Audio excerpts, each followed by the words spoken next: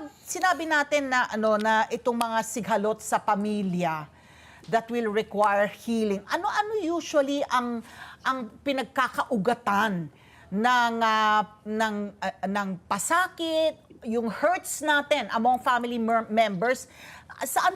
Anong po kapangkaraniwang pinagmumulan nun?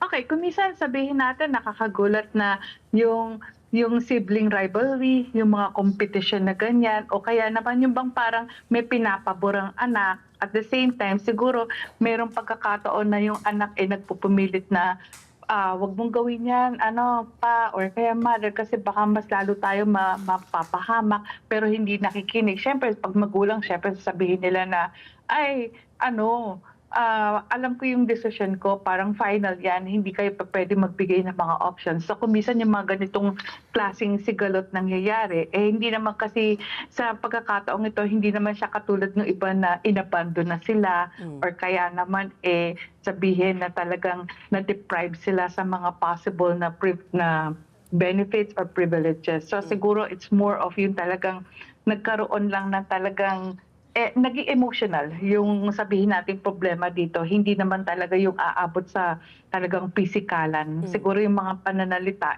na nagkasakitan sila, maaring napikon, tapos hindi na nag-usap. Siyempre, pag hindi ka na nakikipag-usap sa magulang mo, yung tendency na talagang lumalayo, na detach ka, pwedeng mangyari. Kaya umaabot sa puntong lahat ng sasabihin niya, kontra ka. Oo. Kaya nagkakaroon na sigalot. Oo. So, doktora, pag gano'n, sabi mo nga nagkakasigalot, yung pag nawawalay yung pamilya, yung mga magulang sa mga anak, sino yung unang dapat gumawa ng paraan para magkaayusan na po? Nagkatampuhan, Pag ganon. nagkatampuhan, na sana tampuhan lang, no? Pero kung lumala at lumala, nagkakaroon na ng away, hindi na nag-uusap, nagkakasakitan na, whether in words or in action, who has to, kumbaga, extend the olive branch? Dapat ba yung mga anak o dapat ba yung mga magulang ang unang gagawa ng paraan para po magkaroon po ng paghilom?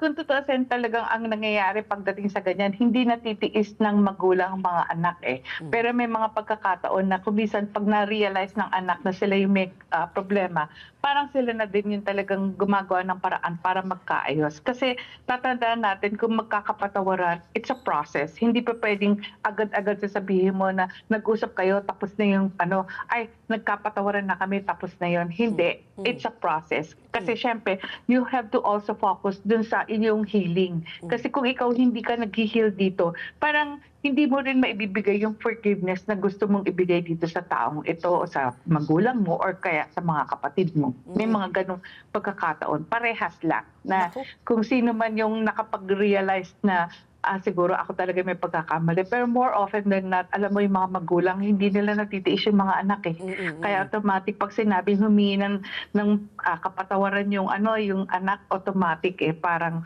eto na, nag-uumpisa na talagang nagkakaroon ng kapatawaran.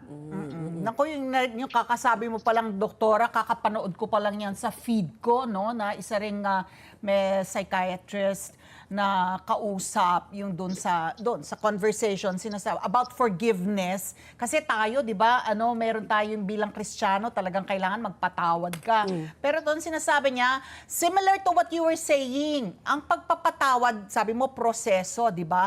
So ang pagpapatawad, kung hindi ka pa handa magpatawad, hindi mo kailangang magpatawad because it's a process. Otherwise, nagpatawad ka pero patuloy ka pa ring exposed ka pa rin dito sa mga tao na ito, at hindi ka pa handang magpatawad, it won't do you any good, no? It harms you. It harms your soul, your being. Tama ba yung So that made me think, and tapos ngayon yun din ang sinasabi mo, doktora?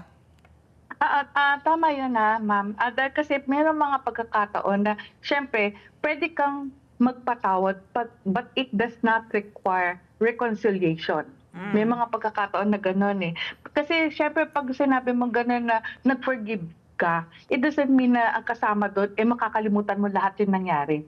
So talagang kaya umaabot sa punto na pinoproseso mo lahat. Dahil kasi syempre kung ikaw yung nagpapatawad, malaking factor yung para ikaw mag-heal. And it doesn't mean that instant in 2 weeks time mag-heal ka. In fact, pag sinasabi natin kung kasama dyan yung depression, talagang umaabot ng more than 6 months up to a year, or kung minsan hindi. Basta ang iniisip lang niya, self-care, na nagawa ko yung parte ko, siguro napatawad ko na, hanggang doon na lang yung kakayanin ng isang tao. Pero it doesn't follow na yung hindi ka abot sa punto na hindi ka magpapatawad. Kasi talagang kinakailangan din yun. Dahil kasi para sa sarili mo rin yun. And at the same time, when you talk of forgiveness, it is one way for you na para ma-express mo rin, na ma-release mo rin yung talagang kung pag nag-usap kayo ng maayos, kung ano talaga yung bakit nagkaroon ka ng hinanakit na ganito, pero hindi ibig sabihin babalikan at babalikan mo. Gusto mo lang sabihin para ma-release ka rin from your anger, yung pain na naranasan mo. Let's get together. Sunday 25. Sunday 25.